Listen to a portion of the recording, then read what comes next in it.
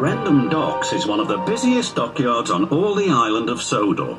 Look, Rusty teased, it's Duncan the musical engine.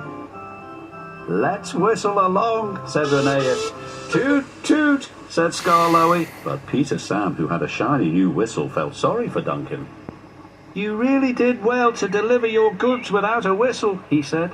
Do you think so? Said Duncan, cheering up a bit. Absolutely, said Peter Sam, even though an engine's not an engine without a whistle. Or an organ, chuckled the headmaster, and he tooted the organ.